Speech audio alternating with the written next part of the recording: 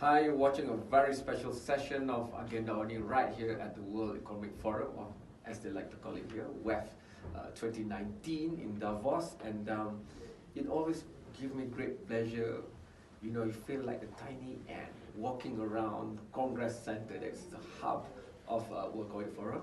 But when you look at a giant in front of you, it is from Malaysia, and that giant is no other but Dato Vijay Eswaran of the QI group. And the last time I spoke to you was at the World Economic Forum ASEAN in Cambodia, Yes. 2 years ago. That's So correct. we have a lot of things to catch up. I also want to hear your views on what happened in Malaysia in May 9, because we talked about many things about Malaysia before too. But I have to ask you about WEF this year first, because it started with Madame Lagarde, always Madame Lagarde starting it for 2 years running that I have witnessed, revising down world's growth, which means also world's jobs and world's income and stuff like that. So, but after Madame Lagarde said that, there's been many other sessions, and I'm sure you've participated in many, and what have been Davos 2019 for you so far? Because the team is supposed to look at globalization 4.0 and a new architecture for the world. My short, simplistic translation is, we've been disrupted, but many of our structures globally are still the 20th century one. Very much so. How is it for you? Very much so. So let me begin by, saying that Madame Lagarde, with due respect to the position she holds and the information and data she has gathered, I do agree with her, however, that there is going to be a downturn.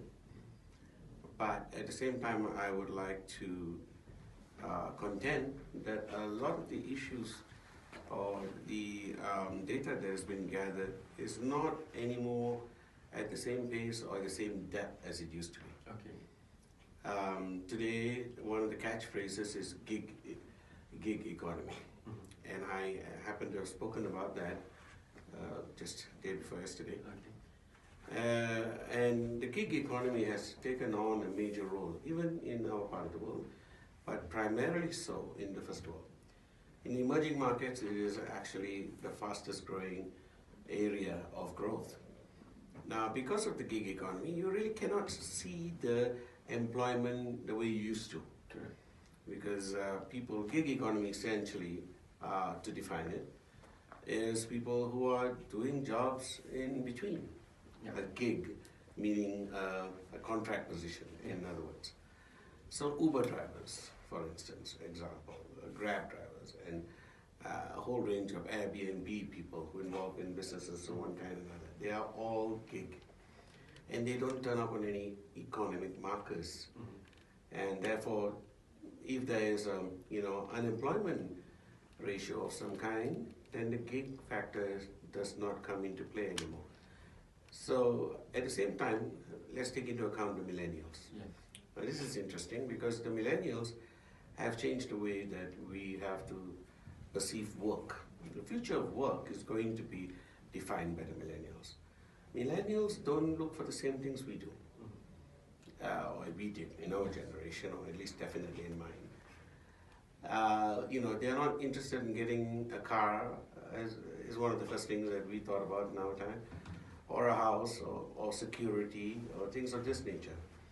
Insurance, for instance, the last thing on your mind. So, the industry itself is being disrupted by having to create products for the millennials. Yeah. Having said that, millennials are looking to travel. They're looking for a short-term employment. They're looking for things that excite them. They're looking to be motivated. And a lot of these things are not really commonplace in employers in Malaysia and elsewhere in the world. So there is a phase of adjustment that's happening right now. All this will blur the lines. But having said that, I do agree with Madame Lagarde with the current US-China tariff war in place, and compounding that, a number of other issues. China's slowdown, for instance, has resulted in the potential of an economic downturn. happening over the next year or two.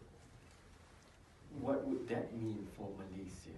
I know you're all over the world now practically, but I know that deep down here you still look back at Malaysia all the time. All the time. Anak tanah. Yes. So, okay, so the bad news is essentially Malaysia is not going to be unaffected. Inevitably, because of the fact that we are more of a global village now than we have ever been. Clearly, Malaysia will also feel the effects of this. The good news, because of the current US-China tariff war and things of that nature, the reality is that ASEAN has benefited. And if ASEAN actually sticks together, ASEAN is going to be the platform by which we will be able to not just survive, but thrive during this economic downturn. ASEAN by itself is an amazing geographical anomaly. If you look at the growth of ASEAN over the last 30 odd years, 600 million people today, maybe 7, and the fastest growing middle class in the world.